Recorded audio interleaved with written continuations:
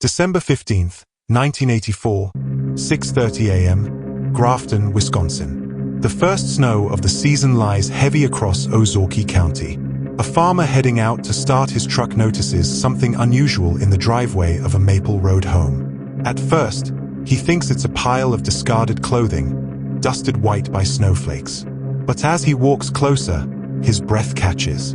The form is human. A young woman, face down in the snow, her body battered, her jeans and sweater torn. The cold Wisconsin dawn reveals not just a body, but the beginning of a nightmare. The victim is identified within hours.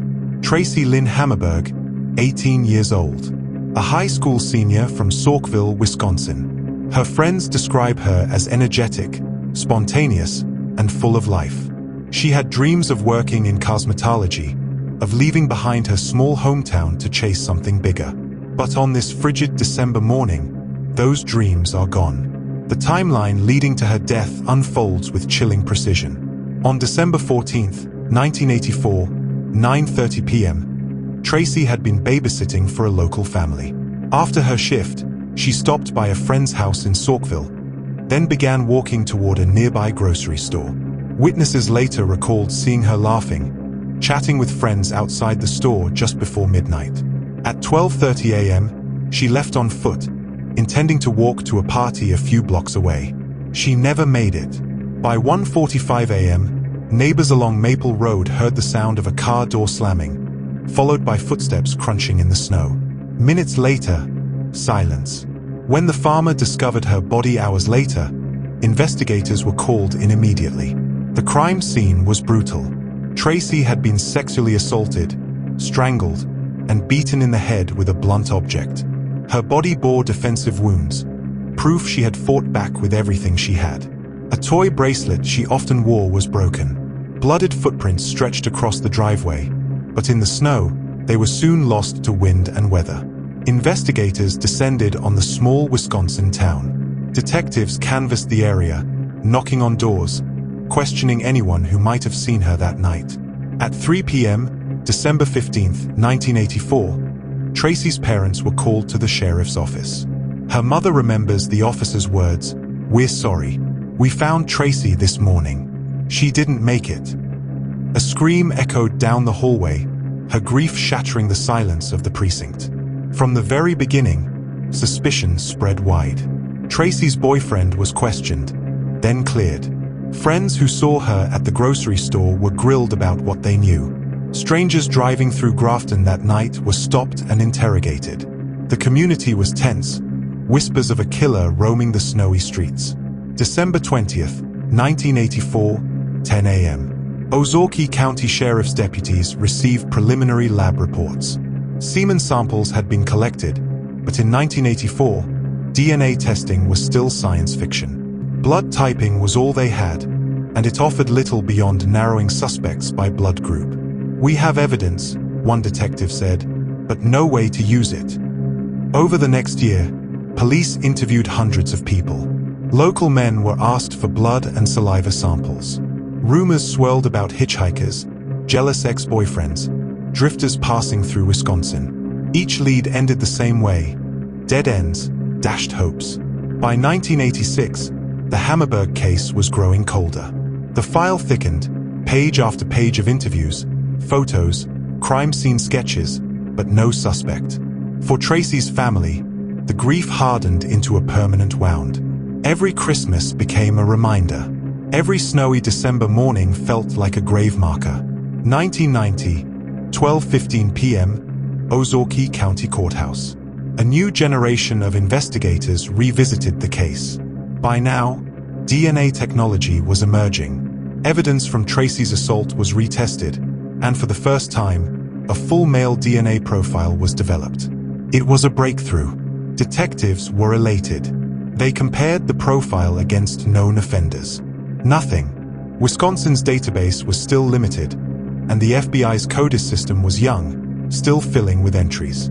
The DNA profile went into the system. The years passed. No hits. 2000, 9:30 a.m. The Hammerberg family attends a press conference. Investigators, now grayer, announce they are still committed to solving the murder. Traci's brother steps to the microphone, voice shaking. She was only 18. She deserves justice. His plea makes local headlines but fades as quickly as it appears. 2009, 11:20 a.m. Detectives attempt a new round of interviews. They visit men who lived in Saukville during the 1980s, now middle-aged with families of their own. One by one, they are eliminated through DNA testing. Still, the profile remains unmatched. By 2010, the case is considered cold beyond hope. Files gather dust. Traci's parents, now elderly, rarely speak to reporters anymore. But inside the sheriff's department, a younger detective refuses to let go. He makes a note in the file: this case will break with technology, not with luck. November 2018, 2:45 p.m., Ozaukee County Sheriff's Office. Technology finally catches up. Forensic genealogy, the same method used to unmask the Golden State Killer, comes to Wisconsin. Detectives send Traci's DNA evidence to a private lab specializing in genealogy databases. For months, the lab works in silence, combing through distant relatives, building family trees, searching for a needle in a haystack. April 2019, 4:12 p.m. The call comes in. A genealogist has identified a second cousin match.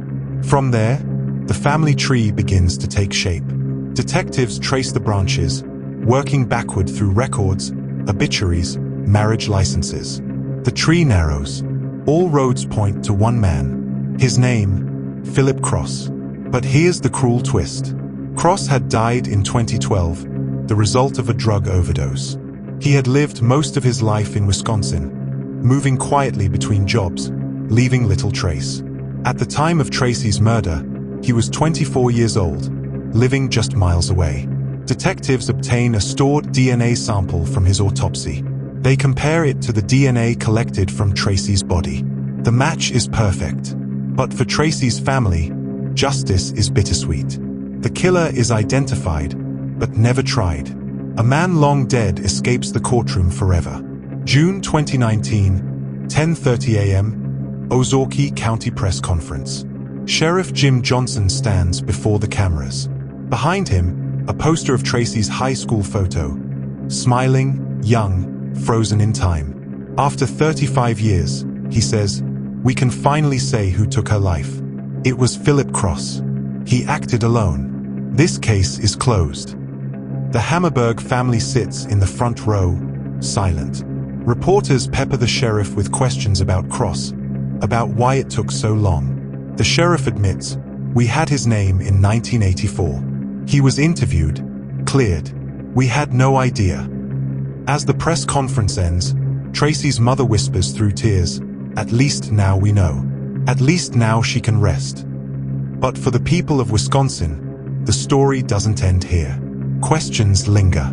How did Cross slip through the cracks? How did the system miss him for so long? And what does it mean when science, not justice, becomes the final arbiter of truth? June 19th, 2019, 11:05 a.m., Ozaukee County Courthouse. The Hammerberg family gathers in a small conference room, waiting for detectives to walk them through the final report. On the table are stacks of files, photos of the crime scene, autopsy notes, decades of dead ends. And at the top, a single sheet of paper, suspect identified, Philip Allen Cross. The lead detective, his voice steady but eyes tired, begins, "We matched the DNA. There is no doubt. Cross is the man who killed Traci." Silence fills the room. Traci's brother stares down at the name, whispering, "He was here all along."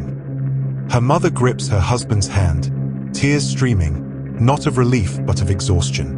35 years of waiting has ended, not with handcuffs, not with a trial, but with a name carved into a file. Detectives explain that Cross had been interviewed in 1984. At the time, he gave vague answers but had no prior record, no reason to stand out. He was released.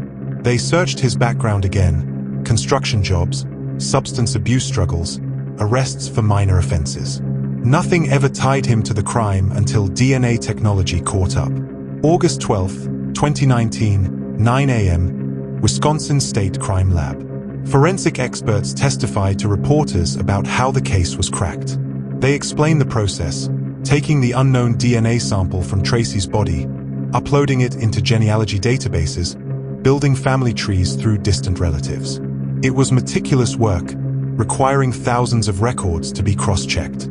A second cousin match became the key, narrowing the field to Cross's family line. Finally, DNA from Cross's 2012 autopsy confirmed the truth. Science solved what human memory could not, one analyst said. For many, the breakthrough sparks new hope. Families of other cold case victims flood police lines with questions. Can you use genealogy for our daughter? Our son? The state receives hundreds of requests. But for the Hammerbergs, the closure is bittersweet. September 15, 2019, 3:45 p.m., Saukville. At a community vigil, dozens gather in a park to honor Traci's memory. Photos of her line a table, surrounded by candles and flowers. A classmate speaks. She had the loudest laugh. You could hear it across the hallway. Her brother steps to the microphone, voice breaking. We know who did it now, but there will never be justice in a courtroom. He died before facing us. That part hurts the most. The community wrestles with questions of accountability. Was Cross overlooked in 1984 because investigators lacked tools, or because the system failed to connect the dots? And what does it mean for justice when so many answers come decades too late? October 2nd, 2019, 10:20 a.m., University of Wisconsin Law School. A seminar on forensic genealogy fills with law students and attorneys. Experts debate the ethics of using public genealogy databases to solve crimes. Supporters argue it's a revolution in justice, offering answers families thought they'd never have. Critics warn of privacy risks, innocent relatives unknowingly caught up in investigations, family histories exposed to law enforcement. One professor asks the haunting question, how far are we willing to go for closure? Yet in Traci's case, few doubt the value. For 35 years, her family had no answers. In 2019, science gave them a name. Not justice in the legal sense, but truth. December 15th, 2019, 7:30 p.m., Grafton. On the 35th anniversary of her death, Traci's family and friends gather once more on Maple Road, near the driveway where she was found. Snow falls lightly, echoing the morning of her discovery decades before. Candles flicker in the cold night. A priest reads her name aloud. One by one, attendees whisper memories. She loved to dance. She was fearless. She deserved so much more. The sheriff speaks last. His words are solemn. Traci was not forgotten. This case proves that time does not erase the truth. It only waits for us to catch up. But the haunting question remains. What if DNA technology had been available sooner? Could Cross have been caught in the 1990s, preventing years of uncertainty? Could the family have been spared decades of grief? For the Hammerbergs, the answer will never come. Their daughter's killer is named, but he will never face trial, never hear the weight of their voices in court. What remains is memory, resilience, and a hard lesson about the limits of justice. And yet, the case has ripple effects. Across the US, dozens of cold cases are reopened with genealogy. The legacy of Traci's case becomes part of a larger movement, a reminder that science can illuminate the darkest corners of history, even if the answers come too late. For Crimes Uncoded, the story of Traci Hammerberg is not just about one young woman lost on a snowy December night. It's about a justice system that evolves too slowly, a family that waited too long, and a question that still echoes in every cold case file. How many more answers lie hidden in our DNA, waiting for discovery? Here at Crimes Uncoded, we're not just telling crime stories. We're breaking down the legal codes, the systems, and the science that define them. Make sure to subscribe, because next up, the perfect murder and the law that couldn't touch it.